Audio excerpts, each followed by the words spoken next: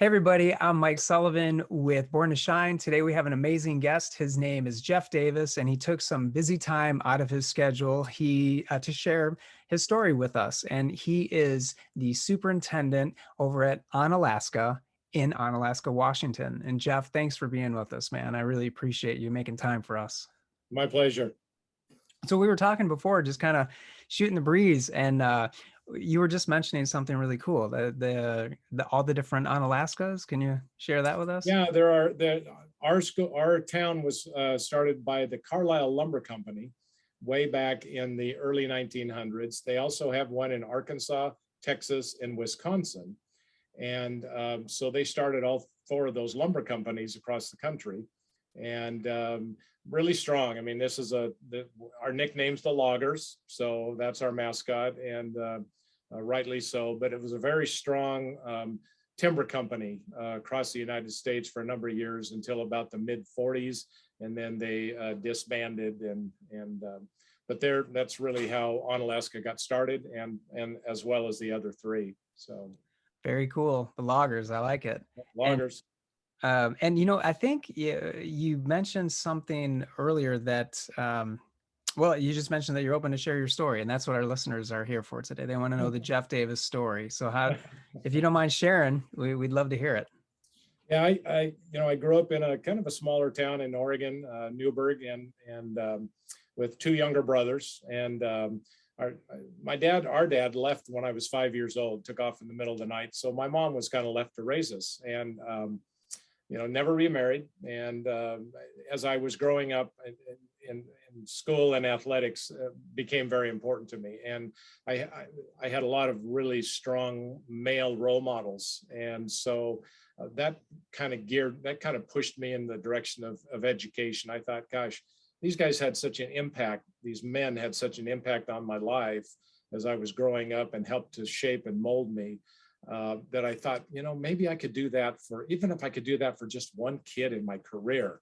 But, since then, here I am 44 years into the profession. And, but that was really the driving force.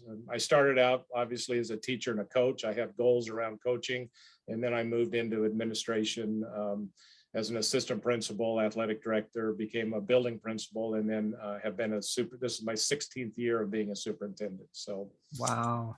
yeah. And thank you for doing what you do, Jeff. That's great. That's, you're helping kids, and your why is pretty powerful. That your dad left and you were 5 years old. I was 5, my brother was 4, and my other one was 1. Yeah. Wow. Yeah. And then you had school was kind of your saving grace, right? That's where you were with sports, school, having a mentor. Was it probably maybe a coach or someone that was really? No, I had Monty Bradley was, and he's still with us. In fact, he came to our last class reunion a couple of years ago, and he was a big influence. In fact, he's one that I kept in touch with in adulthood. One year when I was teaching and coaching in Central Oregon, he brought his family over, and we went out fishing together. He introduced me into duck hunting back when I was in college. He called me up, said, "Hey, I'm going out to this field. You want to join me?" And so he was really a strong influence in my life growing up, and I consider him a really close friend. Yeah. Wow. That's great. God bless Monty for helping you. That's beautiful. And now you're helping thousands and thousands of kids within your district. So that's awesome. Certainly hope so. Certainly hope so. And could you share some of the things, Jeff, that you guys are doing on a district level to support your kiddos with their mental health and their emotional well-being? Yeah, one of the things, I came up here 9 years ago. I spent 35 years in Oregon, teacher, coach, building principal, superintendent, and then I thought, oh, I'm going to retire, and I failed at retirement. So this position came open, and in a different state, and I said, hey, I'm going to give that a shot. So I came up 9 years ago, and one of the things I looked for is what programs we're already here. What were kind of the sacred things, the traditional things that the district had already had in place. And then I thought, what's missing from my experience that really helps kids out? And there were a number of things, but I'm going to focus on PBIS. We had a really strong PBIS program at the schools I was at in Oregon. And of course, PBIS really came out of the University of Oregon and a lot of the research that was done there. And that positive behavior intervention piece, we really didn't have a strong program. So I met over the summer with our principals, and I just explained to them, okay, here's the philosophy, here's why we're doing this, here's what it looks like, and then here's what we're going to do with our staff first, because we had to build capacity with our adults before we could ever introduce this to our kiddos. And so we spent time in our we call it Summer Institute, most people call it in-service days, but we spent time in that first year introducing the concepts of PBIS. What does it look like? How do we reinforce the positive behavior? What does that look like? And then what language do we use with the behavior that we want to change? You know, most of the time it was, you know, yelling at a student or having them sit in a corner or sending them to the office and those kinds of things. So we laid out how we want to teach what we expect of kids. And it really is teaching our adults and also teaching our students what behaviors we expect, what are the rewards, and then what could be the consequences. And so that's really the foundation of what we're doing with PBIS. And 9 years later, we're still going strong. We've changed a couple administrators over the years, but you know, one of the first things we do is sit down and have a conversation about how we're gonna, this is what our program looks like, this is how it helps kids. And we've seen strong improvement in the number of behavior referrals that have gone down over the years, the attitudes of our students.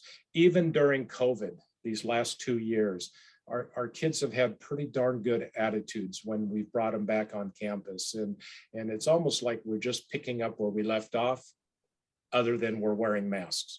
That's awesome. And then if there's one last thing you'd like to leave with our listeners, what would that be? Any advice, something you'd like to share, just anything that maybe I missed that you'd like to share with them?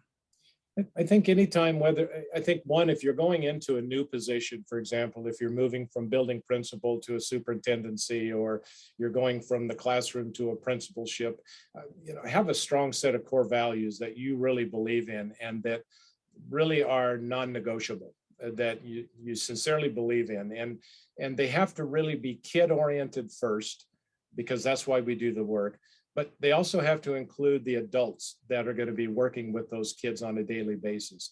I teach a class at the local community college, but I'm teaching adults. So I'm not in teaching third graders or juniors anymore.